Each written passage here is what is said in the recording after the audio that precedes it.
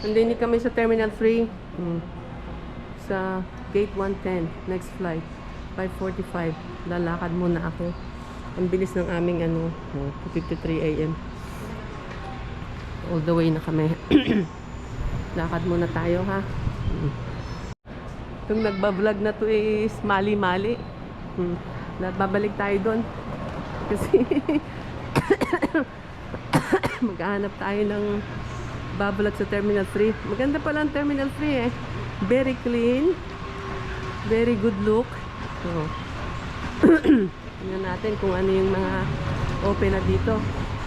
Yung iba open, yung iba hindi pa. Maaga pa eh. 2 ano pa lang. 2:52. Ang flight namin ni 5:45 AM.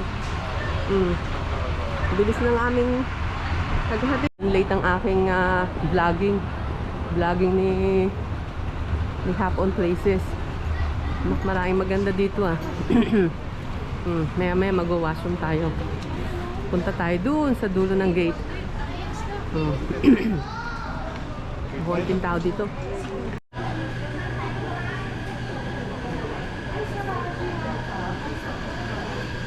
Boss Coffee.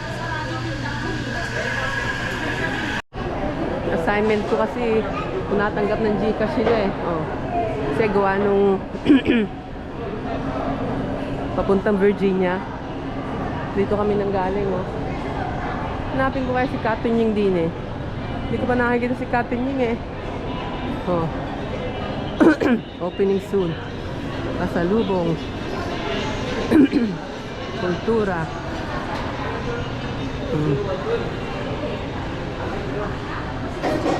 Pahanap tayo ng So kaya dito yung wala kami galing. Bakit wala si Katunying dito? Kukunting tao. Rent a wifi. Travel free. Dito kami nang galing. Nalintikan na naman ako kanina. Oh boy. Kasi supposed to be lalagay ko sa check-in yung aking oil of Olay. Naging 23.5. Tinanggal ko. Nilagay ko sa carry on. Kaya ayun. Okay. Nalintikan na naman ako. Nako, ang dami. Tatanggal. Pabalik na tayo. Special special handler.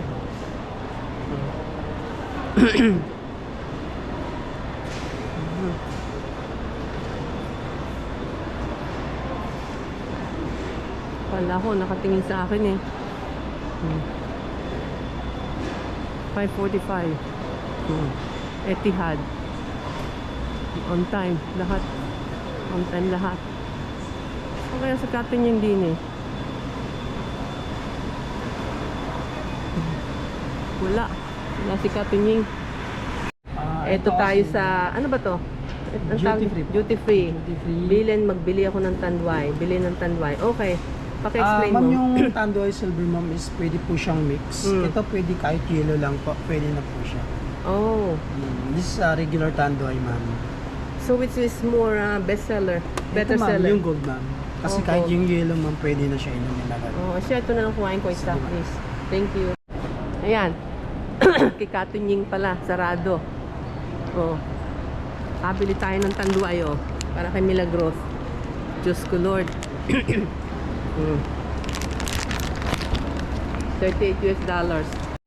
Pabalik na tayo. Bumili tayo ng tanduay ramp. Diyos ko Lord. $38 pala to dito sa duty free. Tayo sa gate 100. Ito tayo sa Hong Kong.